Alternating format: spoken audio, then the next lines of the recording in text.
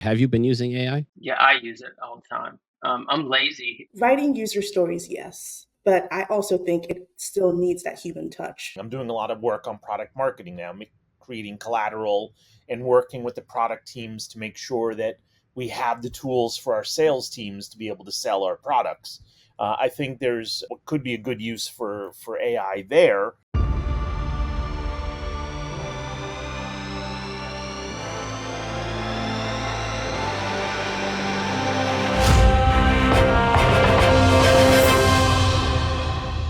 POV Edit, Future of AI in Product Management. How has everyone been using AI in their job? Have you been using AI? Yeah, I use it all the time. I'm lazy. So get specific examples, Drew. What have you been doing with it? Well, I've been doing, a lot of things. I tend to keep ChatGPT open a lot of the time, and just see what it spits out. And it a lot of times will help give a kickstart to writing content, to doing things that frankly are just they take a little bit of time and they're not very rewarding. And even just starting outlines for things, it's surprising how quick it can just give me a little boost. And then the tools that I've told you, I've been working with AWS Amplify, which is sort of a low code tool um, for building sort of the prototype that we're working on. And I'm pretty surprised actually at how well we can put things together pretty quickly, faster than we would have done, if we just went the normal route. ChatGPT, Claude, I use both of those tools actually a good bit.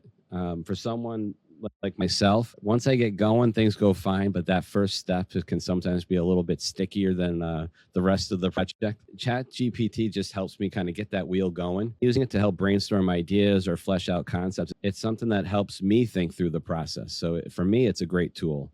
And in some cases, some of this might have been something I would have maybe delegated to a junior product manager. But now, in a matter of a few minutes, I can kind of get all these iterations in, help kind of organize my own thoughts, figure out what I wanted to say, and I can get there a lot faster. I do see the role evolving and changing, and I use it quite frequently. Yeah, I was just going to say, actually going back to exactly what Drew was saying before, where when you're working on getting the stakeholder agreement, when you're looking to get the buy-in, when you're trying to herd all the cats to get agreement on what you should be doing with the product, that's actually mostly what I'm focusing on now. My role is really focused on the discovery and the business side of things, and a lot less on the writing user stories and epics and things like that. So for that exact reason that Drew had said before, I don't really have the capability to use some of these AI tools just because it needs that human touch that I have to do. Ralph actually just posted an interesting follow-up question. He was saying if AI were to, quote, take over as product owner, would it also take accountability for everything that gets published out, good and bad? And that's where I think we were talking a little bit before about the sanity check. That we don't know, you don't necessarily, if you don't know who wrote the AI that you're using and know and know the body of data that it's getting its data from, you need to look at everything that's coming out and make sure it's what you want. And like you were saying, Jeremy, you're never going to probably use ChatGPT to publish your final issue, but you might just use it to help you, and then you polish off what you want it to be. What should we be having AI do to help make product managers' lives a little bit easier? I guess for me, like we said earlier, that brainstorming piece is super helpful because when you put stuff in, it gives you the data it gives you sort of gets your brain flowing and thinking about it a little bit because you actually can't take it verbatim. It doesn't sound human or natural. So that piece I think makes my life a little easier. Makes my life a little easier. What about writing user stories, prioritizing features? Writing user stories, yes. But I also think it still needs that human touch. When you have a team, there's a language that you have when you've worked with people for a long time that AI does not necessarily have. It doesn't take into account people's constraints. It doesn't take into account the fact that, I don't know, we spell words differently sometimes from different countries. So yes, you can use it to write the user stories and to prioritize, but you still need that human touch to sort of polish it off. Today, at least. Today, Yeah, at least, yes. yeah. I mean, I think it can support us in a lot of ways. One of the people I met with recently, they have a company called UserCube. I think their website's tryusercube.com. And what they're building is this AI tool that actually generates intelligent surveys that you can send out to get quantitative data on your app. And it's really cool. You like fill in a few prompts, it asks you some questions, and then it puts together not just like a list of questions, but actually an intelligent tree with if then loops that sort of go into different arrays of questions depending on how the other person answered it. I mean, they're fairly complicated surveys. They would take you hours to build. And they're put together pretty intelligently and using sort of best practice wording and things like that for surveys, because you don't want to bias people in the questions. And look, that's a great use for it. Anything where you're getting data or where you have a lot of work putting something together that's kind of formulaic like that, like putting together a survey, I think it can really speed your time to get these things done. Somebody was saying in the chat, and I 100% agree, when it comes to some of the stuff like product marketing, I'm doing a lot of work on product marketing now, creating collateral and working with the product teams to make sure that we have the tools for our sales teams to be able to sell our products. I think there's what could be a good use for AI there in writing some of that or creating that content for us. So for me, that kind of stuff where there's just some busy work that has to get done can certainly take advantage of AI. Where do you see the limitations? Where do you see that you don't expect it to ever be? Specifically from a product management perspective, or are you talking in a broader? Sure. Yeah. Let's go product management. We don't need to go too far out of our lane.